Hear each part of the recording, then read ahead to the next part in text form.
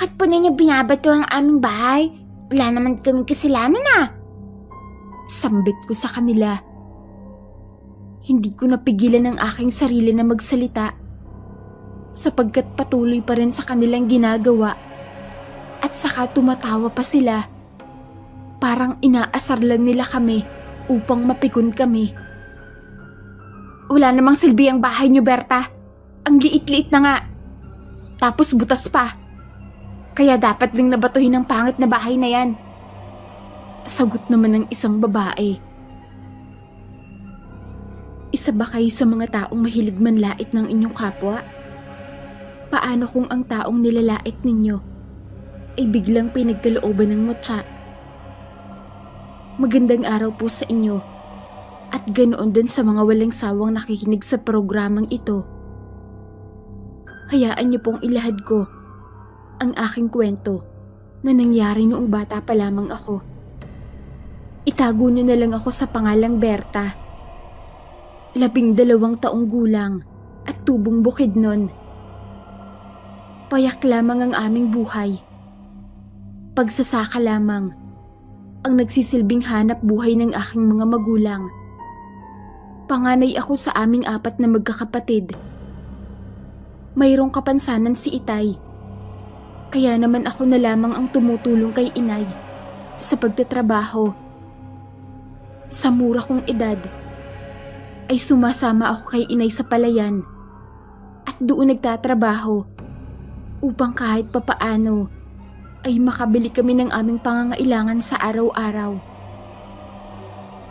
Kung tutuusin, kulang na kulang ang kinikita namin ni inay sa palayan.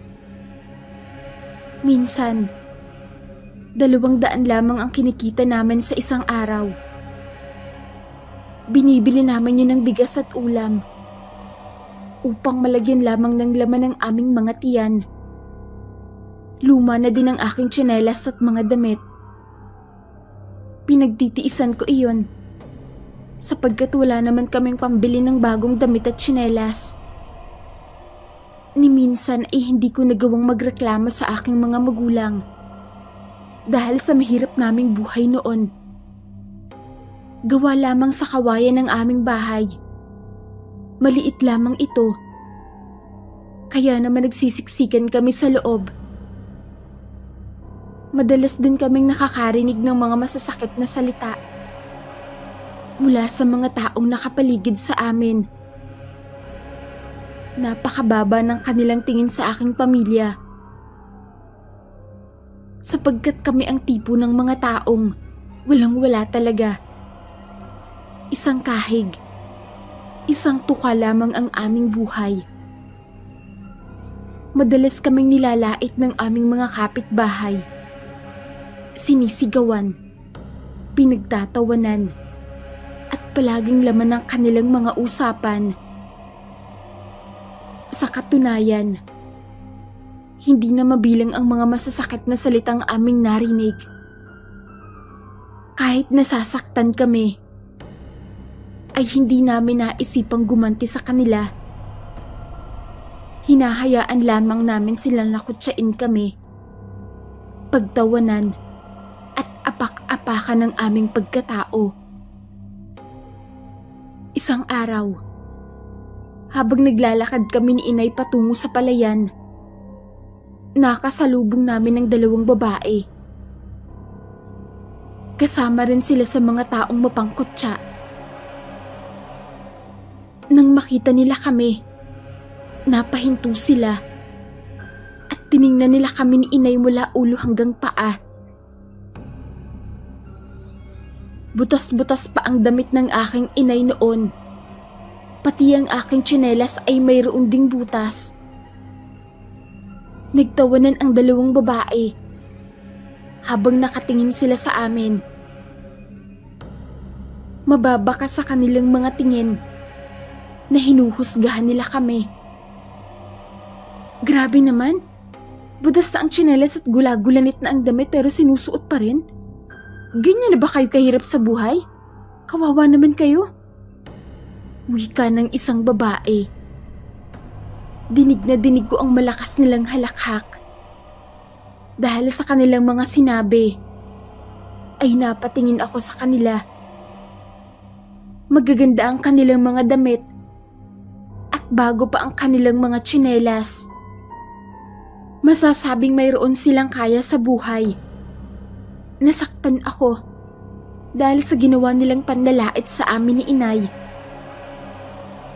Berta, huwag mo silang pansinin.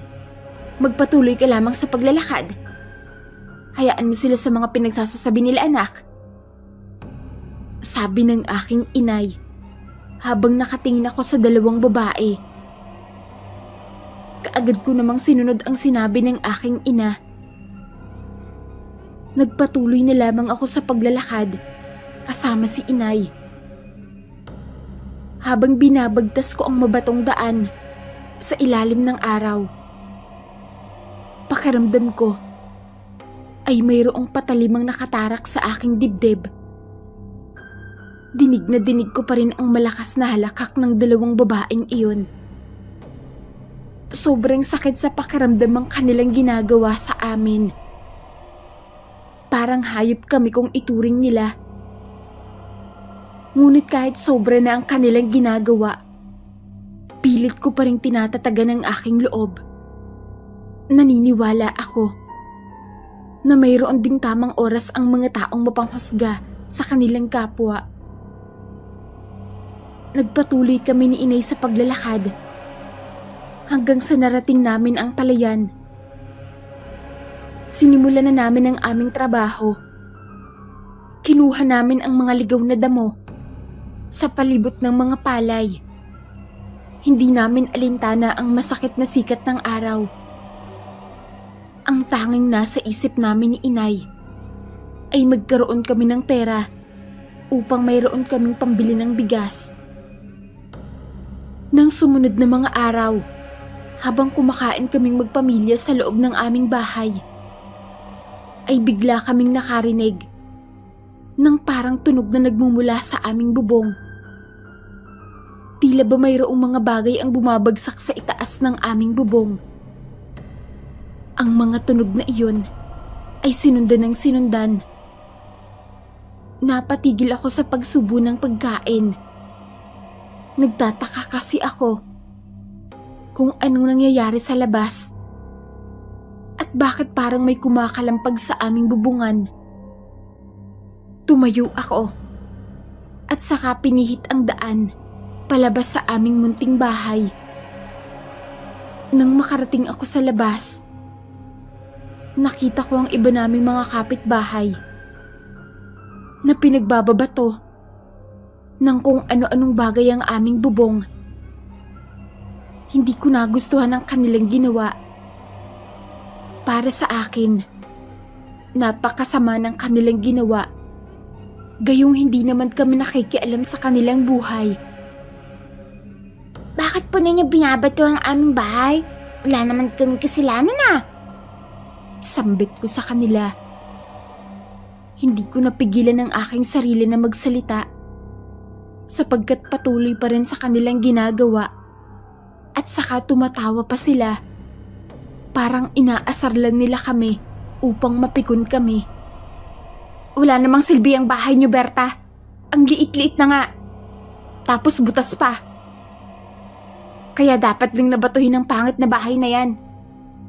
Sagot naman ng isang babae. Mayroon din silang kasama ng mga kalalakihan. Nagtatawanan sila na parabang tuwang-tuwa sila sa kanilang ginagawa. Nangilid ang luha sa aking mga mata. Naaawa ako sa aking pamilya. Ayaw naman naming lumaban sa kanila dahil baka lalo lamang nila kaming pagtulungan. Umiyak na lamang ako at pumasok sa loob ng aming bahay. Sinabihan ako ni inay na wag na lamang pansinin dahil mas lalo lang nilang ipagpapatuloy ang ginagawa nila kapag papatulan pa namin sila. Hindi nagtagal ay tumahimik din ang paligid. Tumigil na sila sa kanilang ginagawa. Ngunit malinaw pa rin sa aking isipan kung paano nila kinutsa ang aming mamunting bahay. Ganoon kahirap ang sitwasyon naming kinakasadlakan. Alipin kami ng mga mapanghusgang mata. Mga taong walang ibang ginagawa kundi ay ang manlait sa kanilang kapwa. Halos araw-araw kong pinoproblema ang ugali ng mga tao sa aming lugar. Hindi ko alam kung anong gagawin ko upang tumigil sila sa kanilang ginagawa. Gabi-gabi akong umiiyak. Pakiramdam ko ay napakadaya ng mundo. Hindi ko alam kung saang lupalop ng mundo kami lulugar upang makaiwas lamang sa mga bibig at mga matang mapanghusga. Sa oras ng kagipitan, wala kaming malalapitan sa katunayan. Natutuwa pa nga ang aming mga kapitbahay kapag nalaman nila na wala kaming makain.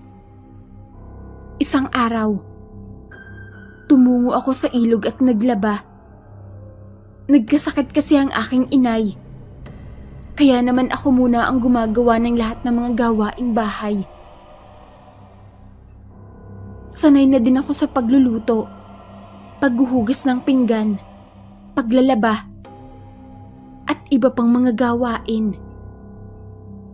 Habang naglalaba ako sa ilog, wala akong ibang inisip kundi ay ang aking pamilya.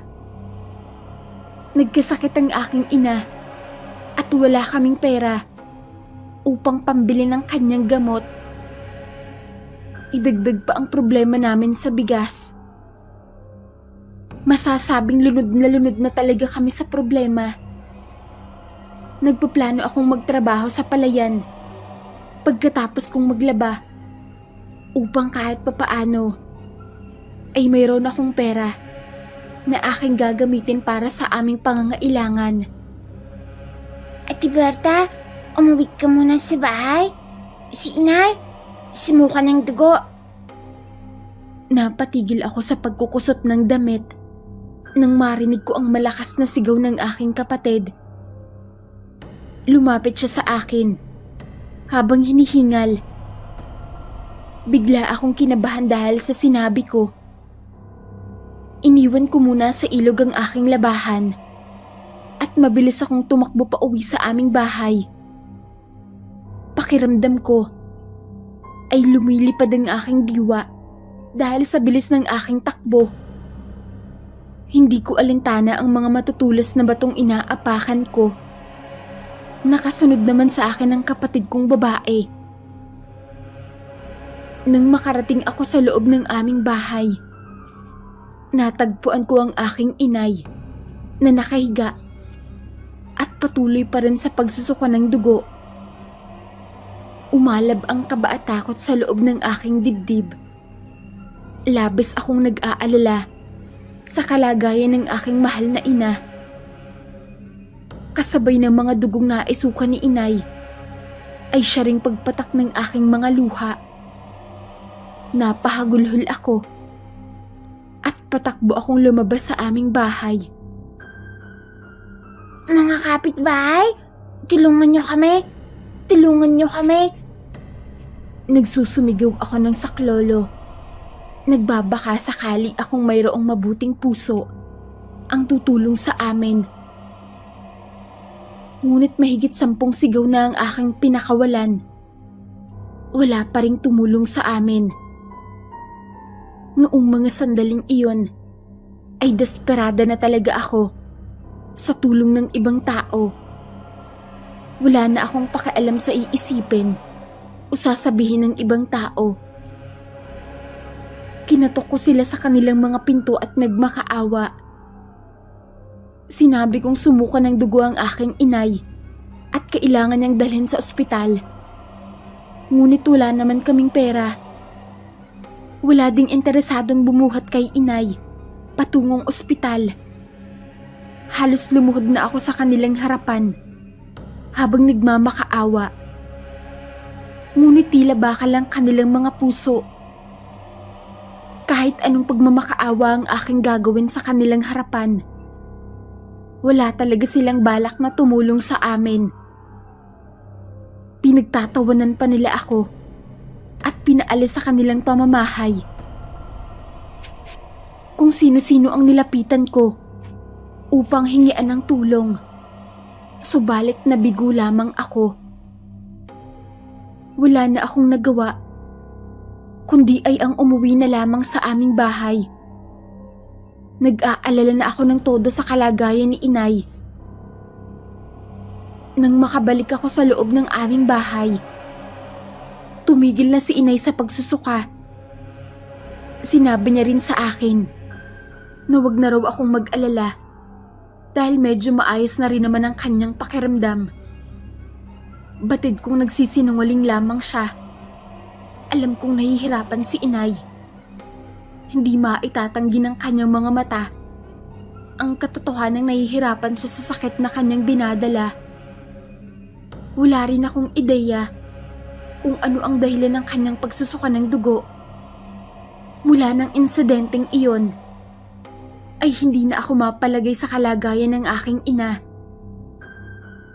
Gusto ko siyang bilhan ng gamot, kaya naman tumungo ako sa may-ari ng palayan at nakiusap ako na magtatrabaho ako kahit kalahating araw lamang.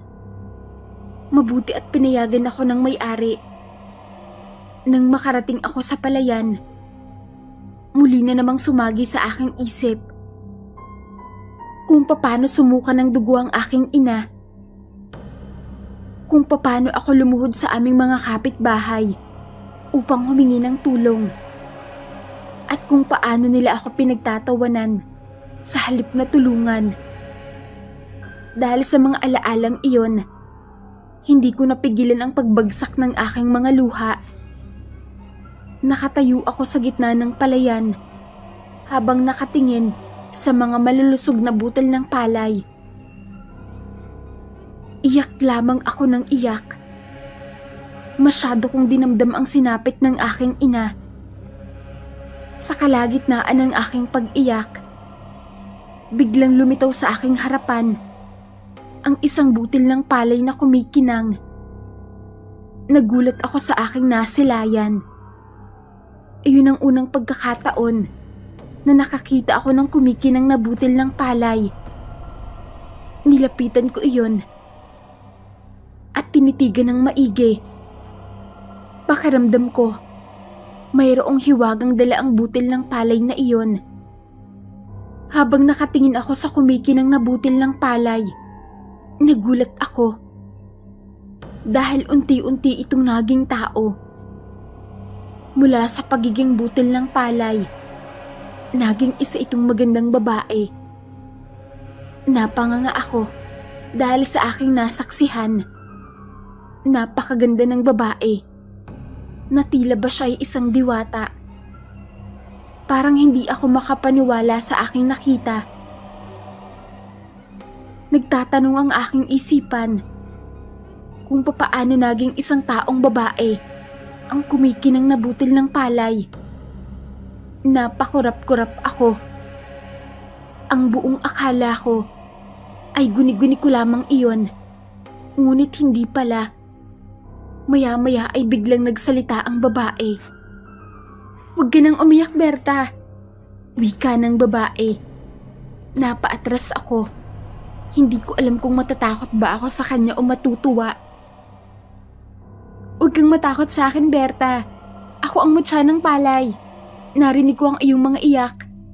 At nakita ko kung paano kayo nilait ng ibang mga tao. Dahil sa kabaitan mo, gusto kong ipagtanggol ka mula sa panlalait nila." Dagdag pa ng babae. Parang hindi ako makapaniwala sa kanyang mga sinabi. "Talaga po ba? Ipagtatanggol mo ako? Sa paanong paraan po?" Tanong ko sa kanya. "Titigan mo ako. Huwag kang kumurap, Berta. Titigan mo ako hanggang sa babalik ulit ako sa pagiging butil ng palay. Kapag naging palay na ako, pitasin mo ako at itago. Dalhin mo ang butil ng palay kahit saan ka magpunta upang lagi tayong magkasama. Puprotektahan kita, Berta." Sabi niya sa akin. Sinunod ko naman ang kanyang utos. Tinitigan ko siya ng maigi.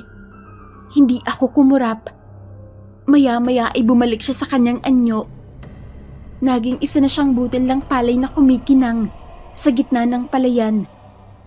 Namangha ako sa pangyayaring iyon. La, nagkatotoo nga ang sinabi niya. Tunay ngang siya ang matya ng palay. Sambit ko habang kumikinang ang aking mga mata. Dahan-dahan kong pinitas ang butil ng palay na iyon at saka inilagay sa loob ng aking bulsa. Tiniyak ko na hindi yun mahuhulog. Tumatalon ako sa gitna ng palayan sapagkat pakiramdam ko ay swerte ako noong mga oras na iyon. Ipinagpatuloy ko na ang paglilinis sa palayan. Sinamantala ko ang natitirang oras.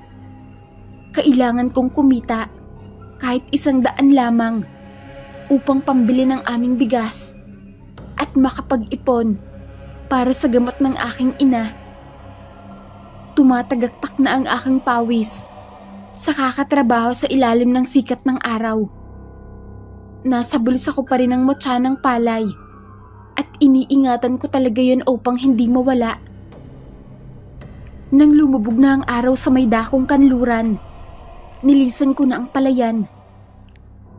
Naglakad ako patungo sa bahay ng may-ari ng palayan upang kunin ang aking sahod. Nang makarating ako roon, kaagad niya akong kinumusta. Dahil sa aking kasipagan, dinoble niya ang bayad sa aking pagtatrabaho.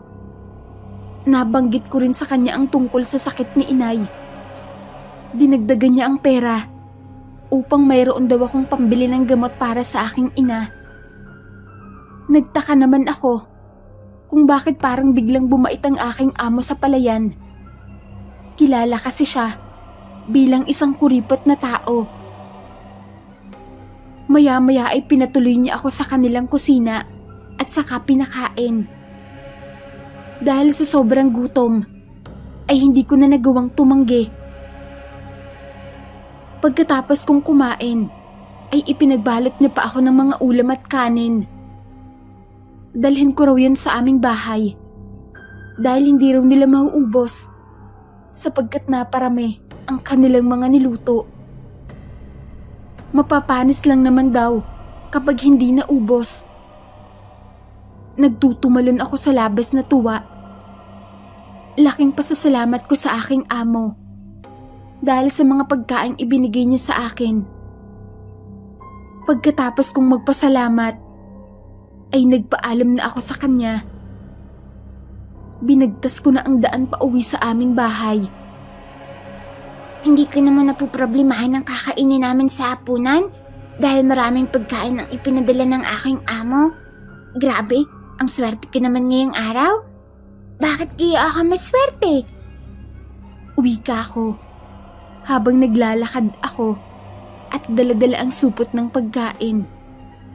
Maya-maya ay biglang sumagi sa aking isip ang butil ng palay na nasa loob ng aking bulsa.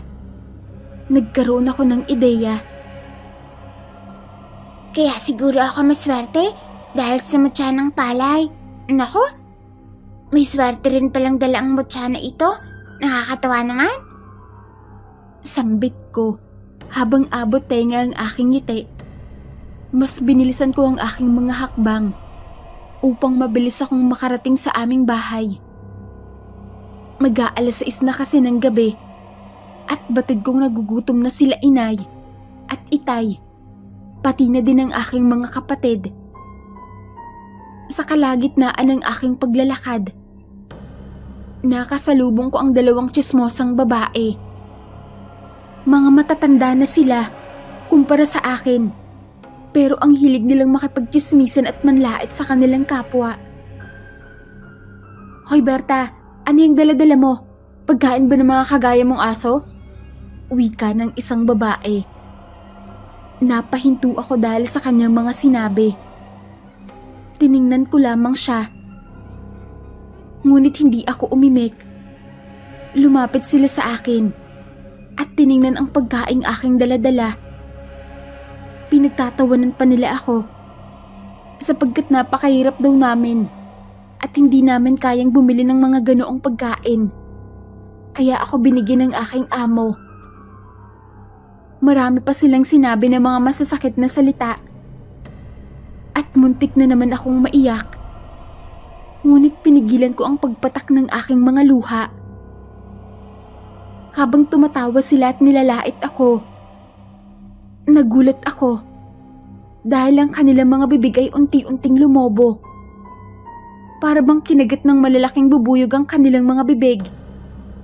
Maging sila ay nagulat din sa nangyari. Nagsusumigaw sila dahil sa pangit na raw sila. Wala silang alam kung paano ba nangyari iyon. Pati ako ay gulat na gulat din sa nangyari sa kanilang mga bibig. Maya-maya ay bigla kong naalala ang sinabi sa akin ng mutya ng palay noong naging tao ito. Dahil doon, naisip ko na baka iyon ang ipinangako ng mutya ng palay na ipagtatanggol niya ako laban sa mga taong mapanghusga. Nagsipag-iyakan ng dalawang tsosmosang babae dahil sa nangyari sa kanilang mga bibig. Tiningnan ko lamang sila at pagkatapos nun ay nagpatuloy na ako sa paglalakad hanggang sa nakarating ako sa aming bahay. Masaya naming pinagsaluhan ng aking pamilya ang dala kong pasalubong. Walang mapagsidlan ang tuwa na aking nadarama sapagkat nabusog talaga kaming lahat sa masarap naming hapunan. Pagkatapos naming kumain, isinara na namin ang pinto upang sana'y matulog na. Ngunit bigla kaming nagulat dahil nakarinig kami ng mga taong nagsisigawan. Sumilip ako sa labas at nakita ko ang dalawang babae na lumobo ang dalawang bibig. Kasama nila ang kanilang mga pamilya at mayroon silang mga dalang kahoy. Galit na galit sila. "Berta, lumabas ka! Ano tong ginawa mo sa bibig ng aking anak?" Galit na sigaw ng ina ng isang dalagitang nanlait sa akin. Pinagsisigawan nilang mangkukulam daw ako. Kinulam ko raw ang bibig ng kanilang mga anak. Nagalit sina inay at itay dahil sa ginawang pambibintang ng mga ito. Ngunit sinabihan ko ang aking mga magulang na tumahimik at ako na ang bahala sa aming mga kapitbahay. Hinarap ko sila ng buong tapang habang nasa loob pa rin ng aking bulsa ang mutya ng palay. Hindi ako nakaramdam ng takot dahil alam kong kasama ko ang mutya ng palay. Hinampas nila ako gamit ang hawak-hawak nilang mga kahoy. Subalit nagulat na lamang sila dahil hindi man lang ako nasaktan. Sa halip ay sila pa ang napahamak. Dahil sa ginawa nilang pangahampas sa aking murang katawan ay unti-unting lumobo ang kanilang mga kamay. Napaatras sila habang ako naman ay nakangiti lamang sa kanila. Lumobo ang kanilang mga kamay at natakot sila sa akin. Nagtakbuhan sila palayo sa aming bahay.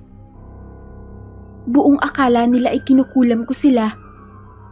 Ngunit lingid sa kanilang kaalaman na ang mutya ng palay ang nagbibigay ng parusa sa kanilang ginawang kasamaan. Namangha ang aking mga magulang sa nangyari. Hindi rin sila makapaniwala. Ngunit inilihim ko muna sa kanila ang tungkol sa mutya ng palay. Mula noon, natakot na sa akin ang aming mga kapitbahay. Tumigil na sila sa panlalait dahil natatakot sila sa posibleng mangyari. Patuloy kong iningatan ang mutya ng palay. Dahil sa mutsyang iyon ay naging maswerte ako. Sa batang edad, ay marami na akong nagagawa upang mas kumita pa ng pera. Gumaling na rin si inay sa kanyang sakit at yumabong ang aming mga pananim na gulay. Ibinenta namin sa bayan ang mga gulay na iyon At laking pasasalamat ko dahil palaging nahuubos ang aming mga panindang gulay. Hindi na kami nahirapan ni inay sa paghahanap ng pera at nakabibili na rin kami ng mga bagong damit at tsinelas. Maraming salamat sa iyo mo ng palay. Iingatan kita at hindi ko hahayaang maagaw ka ng iba sa akin. Sambit ko habang nakatingin ako sa kumikinang nagbutil ng palay sa ibabaw ng aking palad. Ngunit kahit nasa akin na ang mutya ng palay, natatakot pa rin ako. Paano kapag nalaman ng iba ang aking lihim? Paano kapag tatangkain nilang agawin sa akin ang mutya ng palay? Hanggang kailan mapapasa akin ang mutyang aking iniingat-ingatan? Magagawa ko ba itong protektahan kung sakaling agawin ng iba? Mula ng araw na mapasa akin ang mutya ng palay, naging maingat na ako sa aking mga ikinikilos. Natatakot akong malaman ng aming mga kapitbahay ang tungkol sa mutyang aking iniingat-ingatan. Batid kong aagawin nila sa akin ng mutya kapag nalaman nila ang tungkol sa aking lihim. Sunod-sunod na ang mga biyayang aming natatanggap at nagtataka ang aking ina dahil doon. Berta, paano kaya nangyari ito? Paano kaya tayo nagkaroon ng sunod-sunod na biyaya na ganito? Tanong ng aking ina habang binibilang niya ang mga perang nalikom namin mula sa pagtitinda ng mga gulay. Hindi siya makapaniwala. Medyo nakakaangat na kami sa buhay. Kung dati kasi ay walang-wala talaga kami. Sariwa pa sa aking isipan kung paano kami nagtiis sa kahirapan. Kung paano namin pinagsaluhan ng kakarampot na pagkain. At kung paano kami kumayod upang mayroon kaming pambili ng bigas. Kahit nagtitinda na kami ni inay ng mga gulay sa palengke, ay nagtatrabaho pa din kami sa palayan tuwing araw ng Sabado. Tuwing Lunes hanggang Biyernes ay nasa bayan kami sapagkat doon kami nagbebenta ng mga sari-saring gulay. Kagaya na lamang ng mga kalabasa, talong, malunggay, okra, patola at marami pang iba. Tuwing nang aani kami, ay muli na naman kaming nagtatanim ni inay upang mayroon kaming maibenta sa mga susunod. Dalawa lamang kami ni inay na kumakayod sa aming pamilya. Mahigit kalahating taon na kasing hindi nakakalakad si itay. Nahulog kasi siya sa puno ng niyog at nabali ang buto ng kanyang isang paa. Mabuti na lamang at hindi gaanong mataas ang niyog na iyon. Matagal na ring nakakulong lamang si itay sa 4 na sulok ng aming bahay. Hindi na niya nagagawa ang mga bagay na dati niyang ginagawa. Noong nakakalakad pa si itay, napakasipag niyang magtrabaho. Kung ano-anong trabaho sa bukid ang pinagkakaabalahan niya para lamang buhayin kami. Nagtatrabaho siya sa palayan, nag-uuling, nagtatabas ng mga damo sa sakahan ng iba at kung ano-ano pa. Naramdaman ko ang tunay na pagmamahal ng aking ama dahil nakita ko ang kanyang mga pagsasakripisyo. Ngunit noong nahulog siya sa puno ng niyog, mas lalo kaming naghirap sapagkat hindi na siya makalakad. Labis akong nalungkot sa sinapit ng aking ama. Minsan nga ay naiiyak na lamang ako kapag nakikita ko ang kanyang kalagayan. Halos araw-araw na hinahangad ni itay na sana'y makalakad siyang muli. Ngunit hindi namin alam kung may pag-asa pa bang makakalakad siya. Isang umaga, dinalhan ko ng pagkain ng aking ama. Nakaupo lamang siya sa kanyang higaan at naghihintay na bibigyan ng pagkain. Dinala ko sa kanyang harapan ang isang mangkok ng sinabawang isda na mayroong gulay at isang platong kanin. Tuwang-tuwa ang aking ama dahil sa pagmamahal at pag-aalaga ko sa kanya. Laking pasasalamat niya sa akin dahil hindi ko raw siya pinabayaan. Nakangiti lamang ako sa kanya habang kumakain siya at kinakausap ako. Anak, pasensya ka na. Hindi pa kasi ako makalakad sa ngayon. Pero alam mo Berta, araw at gabi kong hinihiling na sana ay makalakad na akong muli. Pagod na ako sa ganitong sitwasyon anak. Wika ng aking ama. Animoy pinagsasaksak ng kutsilyo ang aking dibdib dahil sa sakit na aking nadarama noong mga sandaling iyon. Nasasaktan ako sa mga salitang sinabi niya. Nasasaktan ako kapag nakikita kong nahihirapan ng aking ama. Gusto ko nang umiyak noong mga oras na iyon. Subalit pinigilan ko ang pagpatak ng aking mga luha. Ayaw kong ipakita sa kanyang harapan na isa akong batang mahina. Higit sa lahat, ayaw kong sisihin niya ang kanyang sarili. Pagkatapos kong pakainin si Itay, lumabas ako at tumungo sa ilog. Doon ako umiyak. Ayaw ko naman kasing iiyak ako sa bahay dahil baka marinig ako ni Itay. Noong mga sandaling iyon, ay daladala ko ang butil ng palay. Kinuha ko ito mula sa aking bulsa at saka inilagay sa aking palad. Gaya noong una, kumikinang ito na para bang isang ginto. Kumikinang lamang ito kapag inilalagay ko na sa aking palad. Habang patuloy sa paglandas ang aking mga luha, kinausap ko ang butil ng palay. Matyanang palay, kailangan ko ng tulong mo. Gusto kong gumaling na si Itay. Gusto kong makalakad na siya ulit. Pero hindi ko alam kung anong gagawin ko. Wika ko habang nakatingin ako sa palay na nasa ibabaw ng aking kamay. Tiniyak ko na walang tao noong mga sandaling iyon para walang makaalam ng aking lihim. Sa tuwing kinakausap ko ang matyanang palay, sa ilog ako pumupunta. Yun kasi ang isa sa mga lugar na ligtas upang hindi ako marinig ng iba.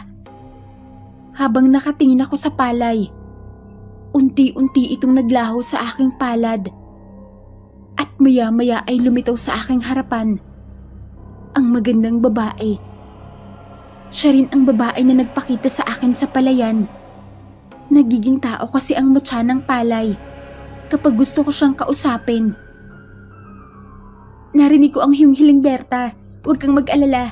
Papagilingin ko ang iyong ama. Sundin mo lamang ang sasabihin ko. Ilagay mo ako sa loob ng kanyang bulsa. Ngunit huwag mong sabihin, kahit kanino na may inilagay kang butil ng palay sa loob ng bulsa ng iyong Itay. Gawin mo to ng palihim.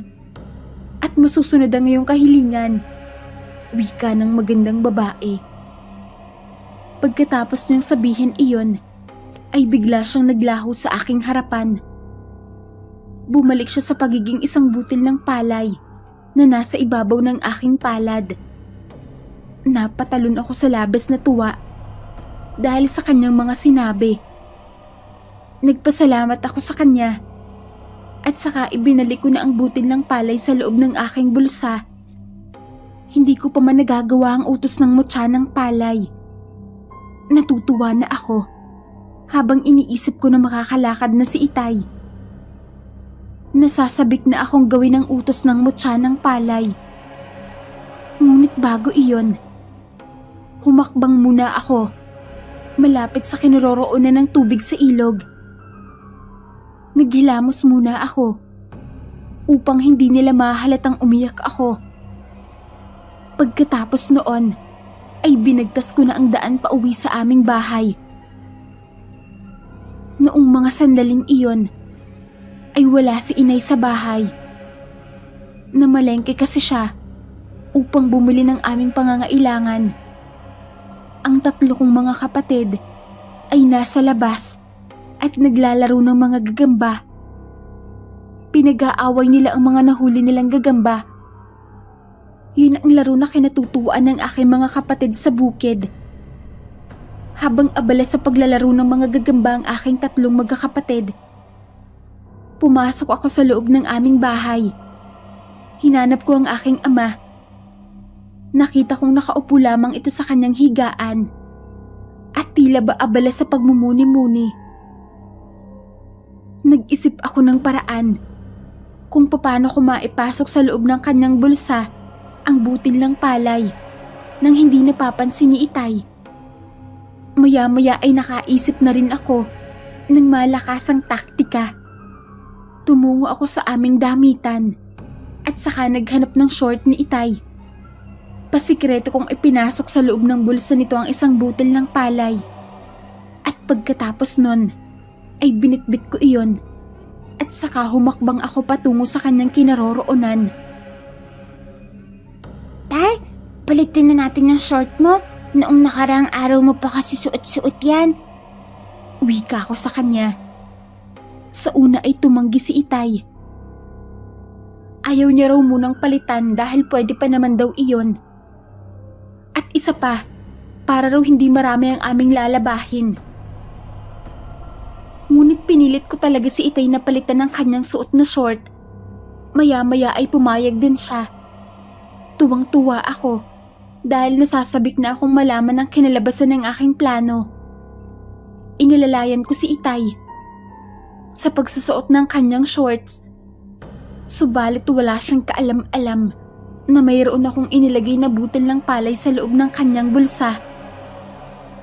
Nang lumipas ang ilang minuto, sinabi ni Itay sa akin na parang hindi na raw masakit ang kanyang paa. Hindi na raw ito nangangalay at komportable na siya kahit anong posisyon ng kanyang gagawin. Dahil doon ay sinubukan niyang tumayo at nagulat kami dahil nakakalakad na si Itay. Bumalik na sa normal ang kanyang paa. Namilog ang mga mata ni Itay dahil sa pangyayaring iyon. Hindi siya makapaniwalang muli na muli na siyang nakakalakad. Tumatalon-talon pa siya habang nagsusumigaw. Kagaya niya ay wala ring mapagsidlan ang tuwang aking nadarama noong mga sandaling iyon. Sapagkat natupad na ang aking kahilingan. Laking pasasalamat ko sa mutya ng palay dahil iyon ang dahilan kung bakit nakakalakad na si Itay. Kaagad na lumabas ng aming bahay ang aming ama. Tuwang-tuwa ang aming mga kapatid, samantalang ang mga kapitbahay naman namin ay namilog ang mga mata. Ang iba ay nagsipagtigil sa pagwawalis at ang iba ay panay silip kay Itay. Mababa ka sa kanilang mga mukha, nagulat na gulat sila. Marahil, iniisip nila kung papaano muling nakalakad ang aking ama. Habang nakatingin ako sa aking mga kapitbahay, muli ko na namang naalala ang ginawa nila sa aking ama. Naalala ko kung paano nila nilait at pinagtatawanan si Itay noong nalaman nilang nahulog si Itay sa niyog. Ayon pa sa kanila, wala na raw pag-asa na muling makakalakad ang aking ama. Nagmumukha raw itong lumpo na nakatambay lamang sa bahay. Kahit kailan ay napakatalim talaga ng mga dila ng aming kapitbahay. Kung ano-anong mga masasakit na salita ang binabato nila sa amin, na tila ba wala silang pakialam sa aming nararamdaman. Paano nakalakad ang lumpo na yan? Imposible namang makalakad, ibali nga ang paa niyan. Rinig kong wika ng isang babae sa katabi nito. Nagbulong-bulungan sila tungkol sa aking ama. Ngumiti lamang ako sa kanila at hinayaan ko silang magtsismisan. Napansin kong natatakot na silang laitin ako dahil sa mga babaeng lumobo ang mga bibig noong nilait ako. Akala nila ay mangkukulam ako, ngunit wala silang kaalam-alam tungkol sa mutya ng palay na aking iniingat-ingatan. Nang makauwi si Inay sa aming bahay, nagulat din siya. Nang makita niyang nakakalakad na si Itay, tila ba naistatwa pa siya sa kanyang kinatatayuan. Dahil hindi siya nakagalaw habang nakatingin siya kay Itay na nakatayo sa aming pintuan. Maya-maya ay nakabawi rin siya sa pagkatulala. Tinanong niya sa amin kung anong himala ang nangyari habang wala siya sa bahay. Ngunit kahit gaano kagulat ang lahat sa biglang pagkalakad ng aking ama, hindi ko pa rin sinabi ang totoong dahilan.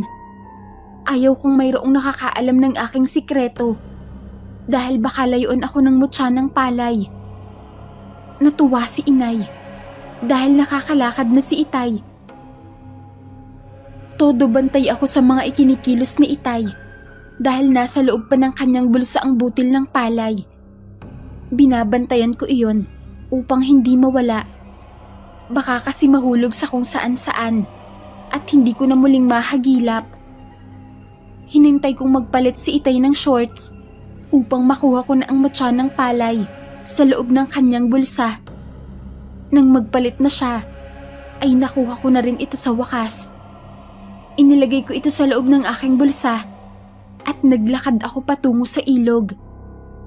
Ibig ko kasing pasalamatan ang mutya ng palay sa ginawa nitong pagtulong sa aking ama. Maya-maya ay nakarating na rin ako sa ilog. Kaagad kong kinuha mula sa aking bulsa ang butil ng palay at saka inilagay ko na sa aking palad. Kumikinang na naman ito. Kay sarap pagmasdan ang butil ng palay habang kumikinang ito sa aking palad. Maya-maya ay sinimulan ko na siyang kausapin. Mutya ng palay, nakakalakad na ang aking ama. Maraming salamat dahil tinupad mo ang aking kahilingan. Sambit ko habang nakatingin ako sa aking palad. Maya-maya ay bigla akong nakarinig ng mga yapak. Berta, ano yung kumikinang sa palad mo? Tanong ng taong nasa aking likuran. Napalingon ako at nagulat nang tumambad sa aking paningin ang mukha ng aking ina. Napaawang ang aking mga labi. Gulat na gulat ako dahil hindi ko alam na nasa likuran ko pala ang aking inay. Wala po ito, inay. Sagot ko sa kanya. Pilit kong pinagtatakpan ng katotohanan. Ngunit tila wala na talaga akong takas sa mga mata ni inay. Mababa ka sa ekspresyon ng kanyang mukha na hindi siya naniniwala sa aking sinabi. Huwag kang magsinungaling, anak. Narinig ko lahat ng mga sinabi mo. Sabihin mo sa akin ang iyong lihim tungkol sa mutya na iyan. Paano ka nagkaroon yan? Iyan ba ang dahilan kung bakit muling nakalakad ang iyong ama? Tanong ni inay sa akin. Nakagat ko ang aking pang-ibabang dila. Tunay ngang wala akong takas dahil narinig na ng aking ina ang mga salitang aking tinuran habang kinakausap ko ang mutya ng palay. Kitang-kita niya rin kung paano itong kuminang sa ibabaw ng aking palad. Dahil doon ay hindi ko na nagawang itago ang katotohanan. Napilitan akong sabihin kay inay ang tungkol sa aking lihim. Naikwento ko rin sa kanya kung paano ko natagpuan ang mutya ng palay. Maging ang magandang babae na nagpakita sa akin ay sinabi ko rin kay inay. Inamin ko rin sa kanya na ang mutya ng palay ang dahilan kung bakit muling nakalakad si itay at ang dahilan kung bakit lumobo ang bibig ng mga babaeng nanlait sa akin. Siyempre, nabanggit ko na rin sa kanya na kasama rin sa mga epekto ng mutya ng palay ang pagiging maswerte namin sa buhay.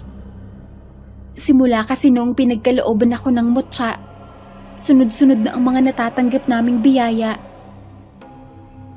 Kuminang ang mga mata ng aking ina dahil sa kanyang nalaman. Tila ba, hindi siya makapaniwala sa aking mga sinabi. Ngunit sa kabila ng kaligayahang iyon, tila gumuho ang aking mundo. Nang mapansin kong mayroon palang tao sa aking likuran, nakita ko si Aling Paseng na nakatayo sa aming likuran at may hawak-hawak na palanggana na may lamang mga damit. Parang katatapos lang nitong maglabas sa ilog. Nakakunot ang noo ni Aling Paseng habang nakikinig siya sa usapan namin ni inay. Dinig na dinig niya raw ang tungkol sa lihim kong mutya ng palay. Kaagad naman akong kinabahan. Dahil alam kong ipagkakalat ni Aling Pasing sa aming lugar ang tungkol sa kanyang narinig. Isa kasi siya sa mga nanlalait sa amin at hindi mapapagkatiwalaan. Nagmamakaawa ako kay Aling Pasing na huwag niyang ipagkalat ang tungkol sa kanyang narinig. Ngunit ayaw niya talagang magpaawat. Nagmamadali pa siyang umuwi sapagkat nasasabik daw siyang sabihin sa aming mga kapitbahay ang tungkol sa aking sikreto. Hindi ko nagustuhan ang mga maaaring gawin ni Aling Pasing. Natatakot na ako na baka maagaw sa akin ang mutya ng palay. Dumating na ang kinatatakutan ko, ang mabunyag ang aking lihim. Umuwi na kami ni Inay. Binilisan ko ang aking mga hakbang dahil bala kong itago ang mutya ng palay sa aking damitan. Natitiyak ako na walang makakakita kapag inilagay ko yun sa aking damitan. Habang naglalakad ako pa uwi, ramdam kong mabigat ang aking mga hakbang. Hindi ako mapakali. Pakiramdam ko ay mayroon talagang masamang mangyayari pagdating sa bahay. Mas binilisan ko pa ang aking mga hakbang habang nakasunod naman sa akin si Itay. Hindi nagtagal. Habang nakasunod naman sa akin ang aking inay, hindi nagtagal ay nakarating na rin ako sa loob ng aming bahay. Nang makarating ako sa tapat ng bahay, nakasalubong ko si Itay. Nagtaka pa ito kung bakit parang nagmamadali ako. Tinanong niya ako kung bakit ako hinihingal at ano raw ang dahilan ng aking pagmamadali. Dahil sa halo-halong emosyon sa aking dibdib, ay hindi ko na pinansin ang tanong ni Itay. Pumasok na ako sa loob ng aming bahay at saka dumiretso sa aking damitan. Kinuha ko mula sa loob ng aking bulsa ang butil ng palay. Pumasok na ako sa loob ng bahay at saka dumiretso sa damitan. Kinuha ko mula sa loob ng aking bulsa ang butil ng palay at saka inilagay ito doon. At maya-maya pa ay dumating na nga ang aming mga kapitbahay na galit at bigla na lamang silang pumasok sa loob ng aming bahay upang hanapin ang mutya ng palay na ikinuwento sa kanila ni Aling Pasing. Habang patuloy silang naghahanap ay hinalungkat nila ang aking damitan. Kinabahan ako dahil konti na lamang ay mahanap na nila ang aking mutya. Maya-maya ay nakita nila sa aking damit ang butil ng palay. Naghiyawan sila sa pag-aakalang makukuha nila iyon. Ngunit sa kasamaang palad, biglang tumilapon ng isang lalaki nang hawakan nito ang mutya ng palay. Parang kinukuryente raw ang kanyang buong katawan. Isa na namang lalaki ang sumubok na hawakan ng mutya ng palay. Ngunit hindi rin siya nagtagumpay. Totoo raw pala na kinukuryente sila kapag hahawakan nila iyon. Marami sa kanila ang sumubok. Ngunit nabigo lamang sila. Galit na galit sila sa akin. Iniisip nila na ako ang kumukontrol sa mutya ng palay na iyon. Sa gitna ng kanilang mga bangayan, isang babae ang lumitaw sa kanilang harapan. Bigla silang napaatras dahil nagsatao ang aking mutya. Huwag niyong tangkain na agawin ng mutya. Hindi kayo karapat-dapat mapagkalooban ng mutya dahil mga manlalait kayo. Ang mutyang ito ay pinagkakaloob lamang sa mga mabubuting tao kagaya ni Berta. Huwag niyo siyang tangkaing saktan dahil hindi ninyo magugustuhan ang mangyayari sa inyo. Umalis na kayo kung ayaw ninyong mapahamak. Wika ng babae. Natatakot ang mga tao sa kanilang narinig at nasaksihan. Nagsipagtakbuhan sila palabas sa aming bahay. Tuwang-tuwa ako dahil hindi nila nagawang agawin ang aking mutya.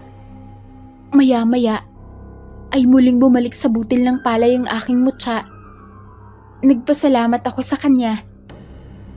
dahil sa ginawa niyang pagliligtas sa akin. At saka inilagay ko yun sa loob ng aking bulsa.